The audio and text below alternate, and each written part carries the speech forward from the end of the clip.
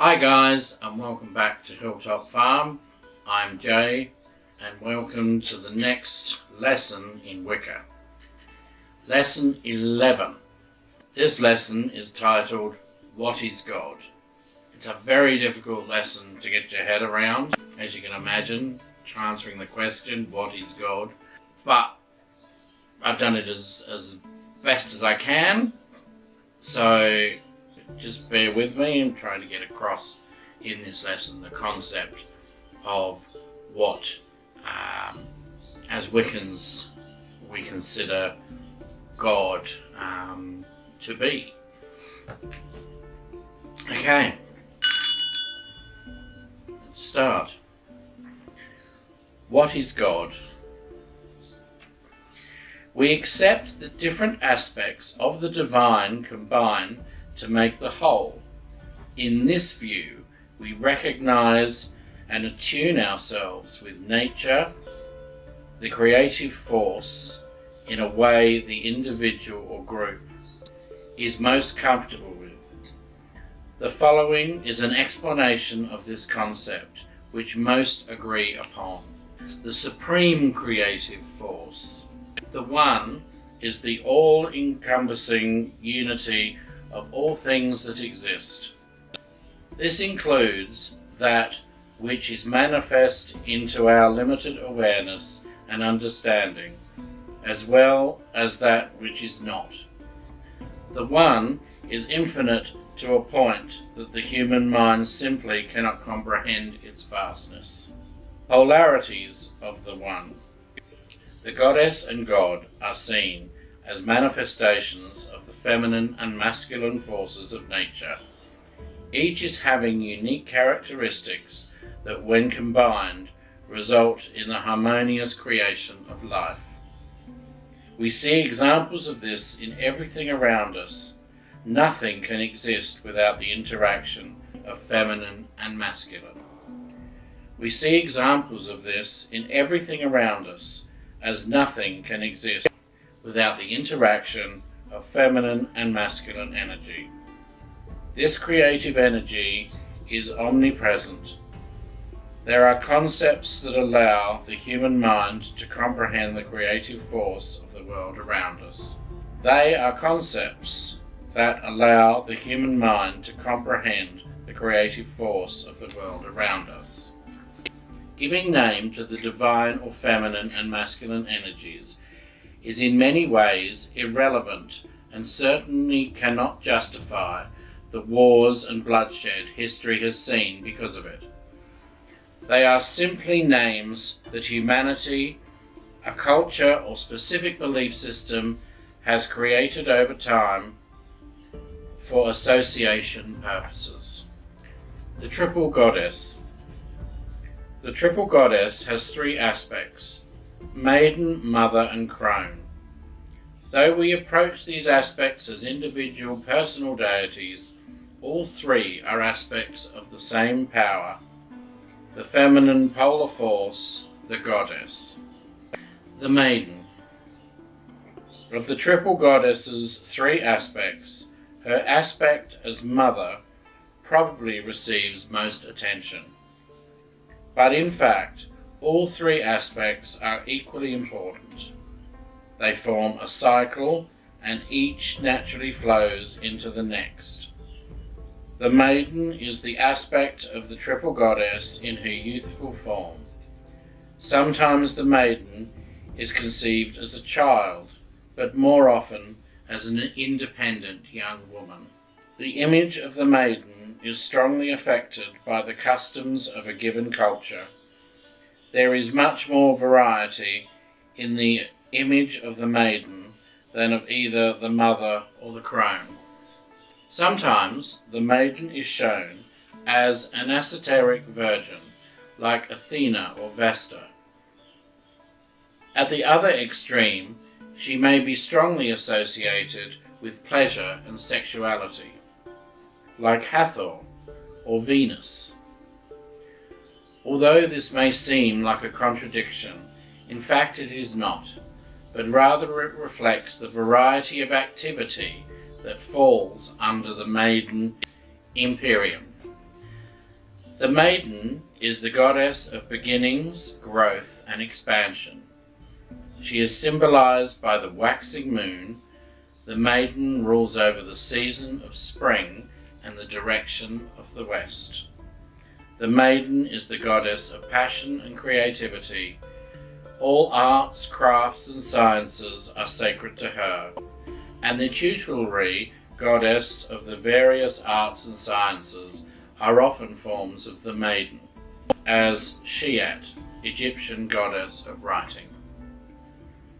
All forms of inspiration, self-expression, and creativity, all things which stir the soul or incite the mind, belong to the maiden. The mother, the preeminent expression of the triple goddess, is as the Great Mother. Though the three aspects of the goddess, maiden, mother, and crone, are all equally important and form an eternal cycle of creation and recreation, nonetheless, it is her aspect as mother that is most commonly evoked. In her simplest form, the Great Mother represents deity as mother of creation, eternally loving, eternally nurturing. The mother created the universe from herself and sustains it with her divine love and providence. In this sense, the mother is a goddess of unconditional love, compassion, and nurturing. She is the goddess of the deep fertility and creativity necessary to create and sustain life, and has endless reserves of strength and will. As well as the creator of the universe, the mother is also the ruler of the universe. But she governs the universe as a mother governs her children, with love and a desire for their growth and security. In a more abstract sense, the mother goddess is spirit. In the Vangelo del Strength, we are told that the primordial goddess divided herself between the god, material world, and the goddess, spiritual world, energies. The mother is that spiritual essence which infuses all things, and without which our world would be nothing but lifeless matter. When we speak of the mother goddess in this sense, the concept of her nurturing and sustaining the universe takes on a fuller meaning. The mother goddess produces all life from her. All things are her children. She loves all of creation deeply and equally, and her only motivation is love. All things which exist are produced by her love and sustained by it, and although it may not seem so in the moment, all things ultimately move in accordance with her love. The mother goddess is symbolized by the full moon, representing spirit at the height of its powers. She rules over the season of summer and the direction of north. She rules the night as opposed to the day, the god. But from another viewpoint, she is the day that follows the maiden and precedes the crone. As the source of all life, the mother is likened to the earth in some places, the sea in others. This is because each is viewed as a source of bounty and sustenance by different peoples. Sometimes she too is likened to the stars of the heavens. The earth is often spoken of as her body, but in a wilder sense, the whole of the universe is her body. Every creature of the earth, from amphibians to elephants to people, is a part of the complex and interdetermined ecostructure of the earth. Though they appear independent, they are no more separate than the cells that make up your body. Though each is a system unto itself, similarly, the earth itself is an independent part of the universe, which can no more be separated from the universe than your cells can be separated from you. The universe and everything in it, all that it is the body of the Mother Goddess. Thus, when we evoke or invoke the Mother Goddess, we can invoke or evoke her in a personal sense as the loving divine parent, or in a cosmological sense as the spirit of all things. The crone. The third expression of the energy of the triple goddess is the crone. The crone is commonly conceived of an elderly grandmother and represents the last stage of life when the body is at its weakest, but psychic and magical powers are at their strongest. The crone represents the height of feminine power and the wisdom and experience which comes from age. The crone is the goddess of wisdom, magic and spirituality, and is traditionally thought of as patron of witches and witchcraft. The crone is the goddess of death and endings. She is associated with the waning moon, even as the maiden is associated with the waxing moon, and the mother with the full moon. As such, the crone represents the ending of one cycle and the beginning of the next. In this way, she is a goddess of transformation and regeneration. The night without which there could be no dawn, the alchemical nigredo, or period of decay, which creates the fertile condition, new life to grow.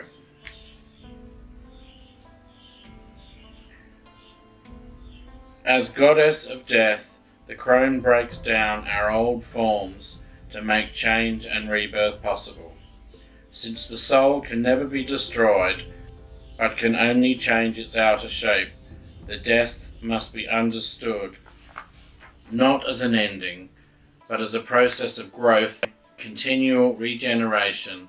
Thus the crone is not much the destroyer as the transformer, and her work is a benefit to the soul, which would otherwise grow stagnant and be unable to complete its purpose in the material world.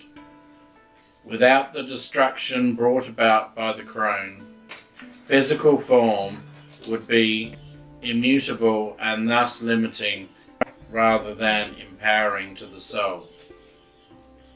In this sense, the crone might be compared to science's black hole, constantly swallowing up matter in one place only to spit it back out in a new form elsewhere. This aspect of destruction is one reason why the crone is often regarded with fear, because we readily perceive the destruction of the old form, but rarely see the emergence of a new one. We are afraid of change. We do not realize that only through change can growth come. And for so many, the crone goddess is a fearsome and terrifying deity. But this should not be so to the Wiccan, who should strive to understand his or her inner mystery of rebirth and regeneration.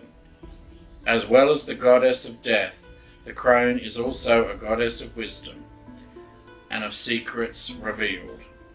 The crone rules all of the arcane arts, and as the goddess of the other world is patron of the higher powers of the soul. It is in this sense that she is patron of witchcraft.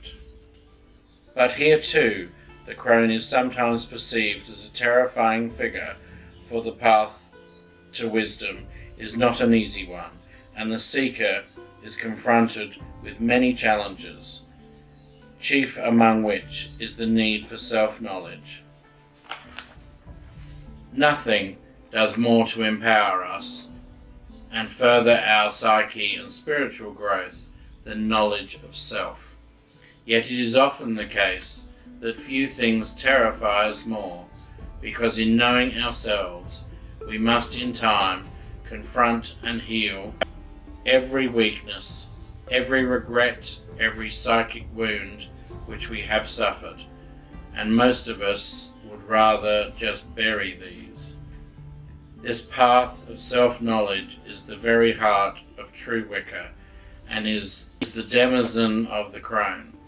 It is as the patron of the quest for self-knowledge that the crone most often figures in mythology. Whether as Baba Yaga in contemporary Russian folklore, or as Venus in the story of Cupid and Psyche, a central myth of the crone has a youthful protagonistic seek her out in search of some boon, great or small. The crone, who is usually portrayed as living far from the mundane world. From this myth it can be seen that while the uninitiated may view the crone as a fearsome and terrible goddess, those who confront her mysteries without fear will invariably find her their benefactor. The triple goddess, in her three aspects, Virgin, Mother and Crone, can be considered a representation of humankind's life cycle: birth, life, or maturity, and death. This is the natural life cycle. Witches, however, extend this cycle into multiple cycles of birth, death, and rebirth. This is the reason that most in witchcraft believe in reincarnation. In rituals, such as drawing down of the moon, the high priestess may stand in the pentacle position with her arms and legs outstretched, symbolizing the rebirth, the birth and rebirth cycle. The priest may take several stances of this position within the magic circle to emphasize multiple birth and rebirth cycles. To the witches, as well as many others, the concept of reincarnation, or the birth and rebirth cycle, is natural, because it is prevalently seen in nature. One grand example are the annual seasons. In the spring, everything buds to take on new growth. Seeds are planted and germinate. Flowers and trees grow and bear fruit in the late spring and summer. Different crops are harvested. In the autumn, other crops are harvested. While dead growth is cut away and burnt off, and then during winter, many things seem to die. But in early spring, this life cycle begins repeating itself again. This was the thought concept of the ancient matriarchal and agricultural cultures. Every facet of life evolved around the yearly seasons. This is principally why these cultures were worshippers of the goddess. Their thought concepts were cyclic like the seasons. When societies began changing from matriarchal to patriarchal cultures, a different thought concept was produced, a shift from cyclic to linear. This change principally brought about by two things. The first, as previously mentioned, was the thought concept of cyclic to linear. Coinciding with this was the advancement of the patriarchal religions. About this time, man began to think of his life in the terms of a straight line, as from birth to death. Death assumed the concept of the final end. To some men, it meant extinction or obliteration. Added to this came the Christian concepts of heaven and hell. Men now almost had given up the cyclic idea of birth and rebirth, and thought of extinction of their lives seemed intolerable to them, so it was easy for the eternal life concept of heaven or hell to clasp hold of them. Once they held these concepts, they were in the control of the Christian Church, and that made every effort possible to eradicate the goddess.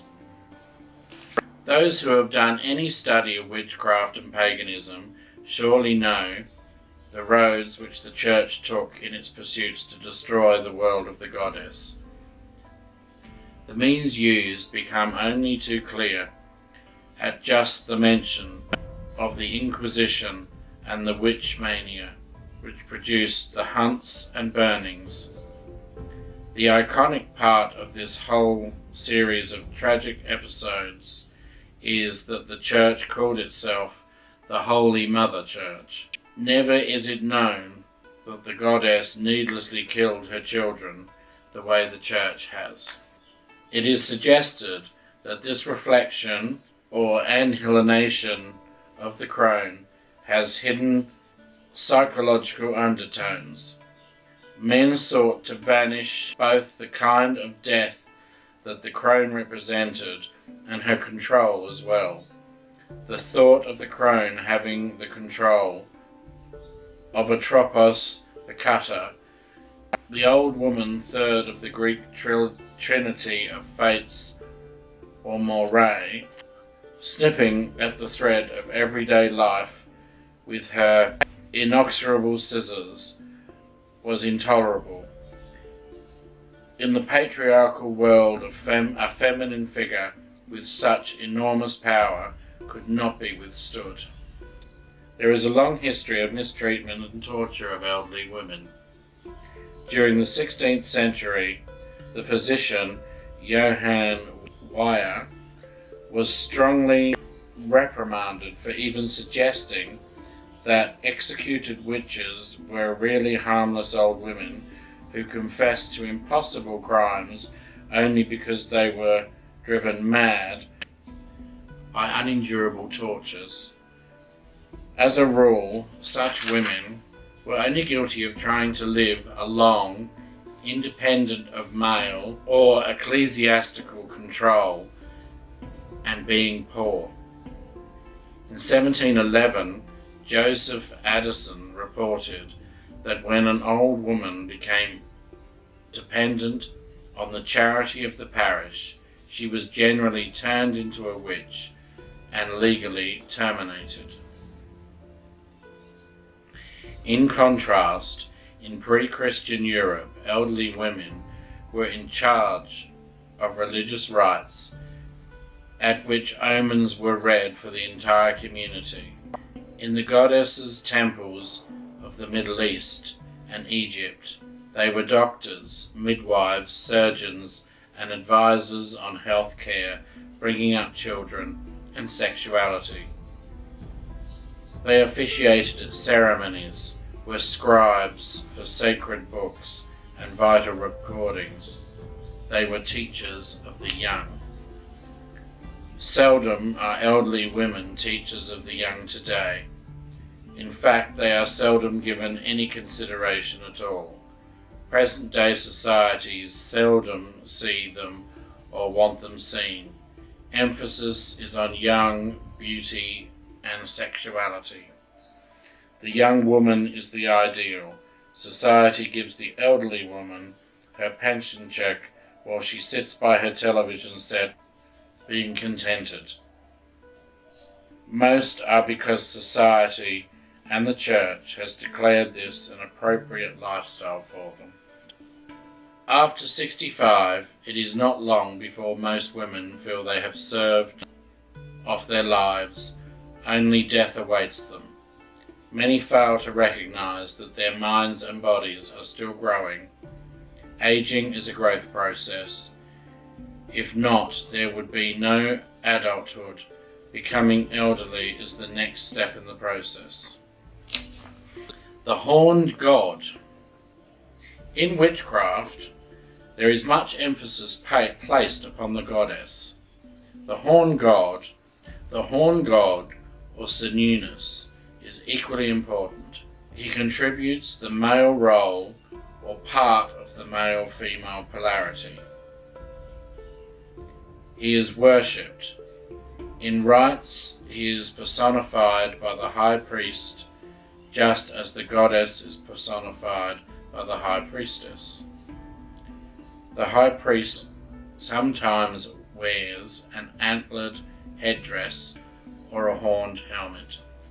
It is believed the horn god represents sexuality, vitality, the hunt, logic and power, but he does not exploit his attributes, nor will he let them be exploited.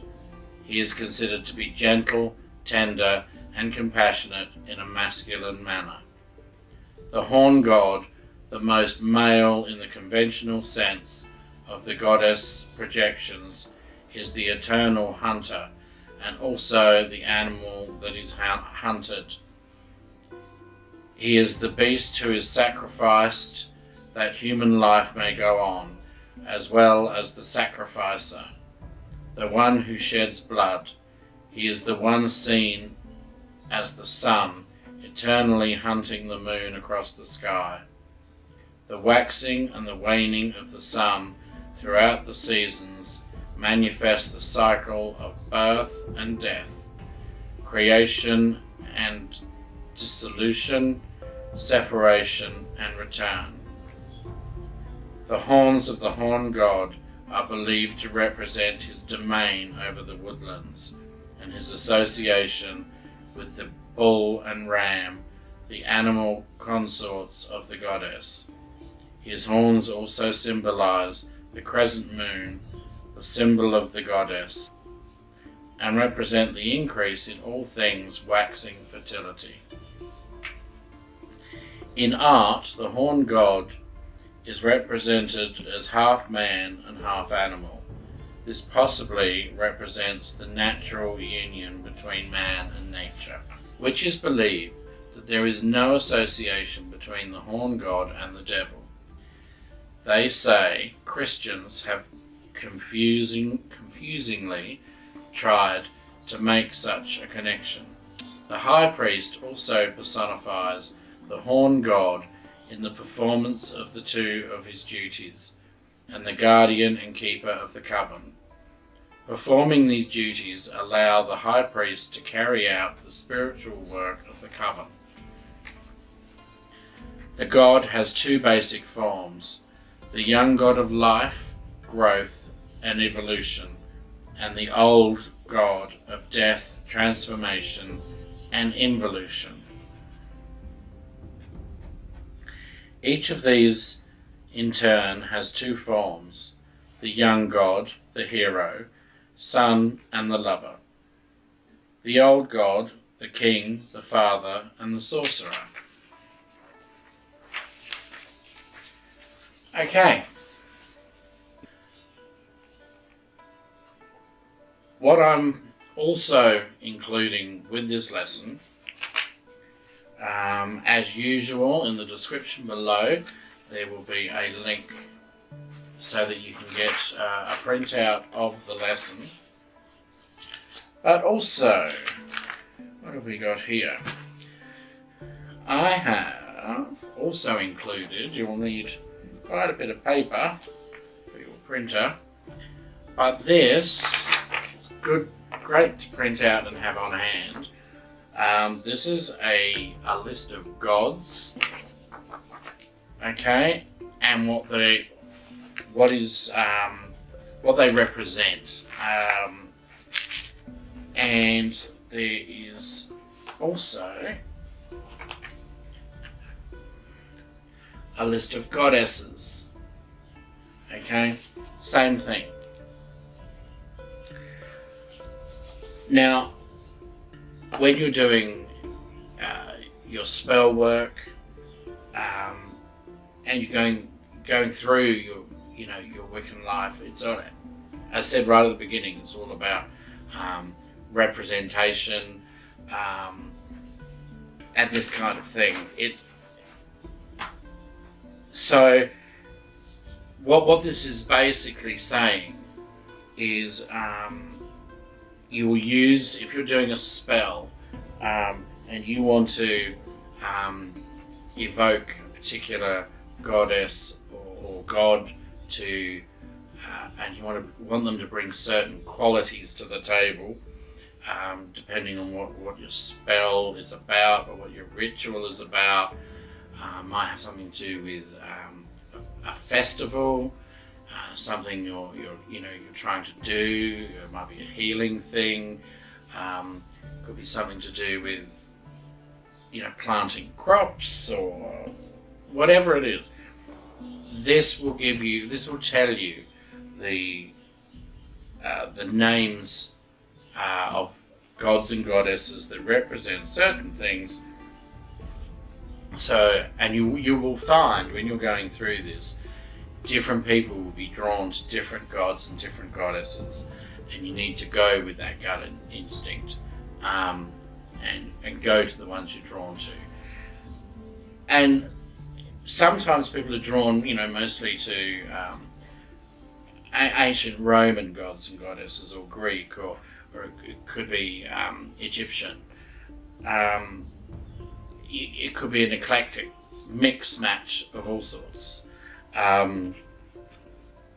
which I personally find most people are drawn to one group, with a few exceptions here and there. I'm generally personally drawn to Egyptian gods and goddesses, but there's still the odd Greek, Roman, and particularly Celtic gods that I'm drawn to as well. And I know other people that are drawn maybe particularly to Greek, with the odd exception here and there. And others are just all over the shop. So, and it doesn't matter. You go with what's good for you.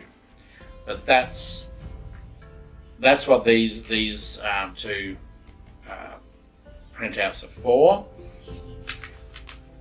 Now, your homework for this week is in your journals, I want you to list as many associations as you can. Now, by that I mean one thing that represents another. As an example, if you want to do spell work giving you courage, what gods or goddesses would you evoke to represent courage? And also, based on what you've learned so far, because I know a lot of you have probably been doing other studies, as well as anything you picked up that we've covered so far, if there's anything else you can think of in the way of candles, and by that I mean colours of candles, different types of herbs, incense, crystals, anything like that, that go with a particular thing, like for example, tiger's eye is a protective stone, so those sorts of things. We're going to cover all these things in other lessons, but what you've learned today, make a list in your journals to cover that. Okay, and that brings this lesson pretty much to an end, I think. Oh, hang on, no, there's another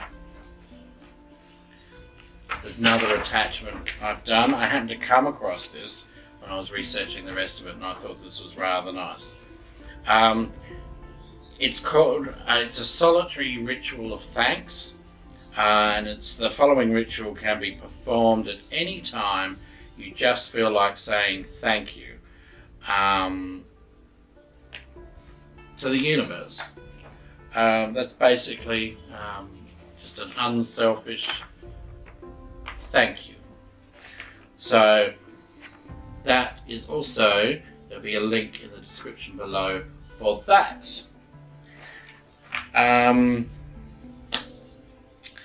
Now, what else is there? I think that's pretty much it. I know we're slightly out of kilter with the lessons at the moment, but I'm trying to get them back on track ASAP. So, in the meantime, enjoy your studies, keep working on it. Yeah, you will get there. Any of you who have thought about becoming a patron of the channel, it would be much appreciated if you wanted to do that. You don't have to, there's no obligation whatsoever, but if you want to come and join our patron family, there is a link below. For as little as $2 a month, you can be a part of it. I'm in the process. I set up the patron account a few years ago when the channel was super tiny and nothing happened with it for a long time. So I'm in the process of going through that, and I'm going to revamp it, and for the different levels I'll work out the different rewards, what you get at different levels. But as I say, you can join for as little as $2, and as I say, that would be great if you want to do that. Okay, if you like this video, please give it a big thumbs up. Subscribe to the channel so you don't miss out on any other videos, and hit the notification bell, and hopefully YouTube, if they feel like it, will notify you when we put out a video. And in the meantime, it's goodbye from Hilltop Farm. See ya!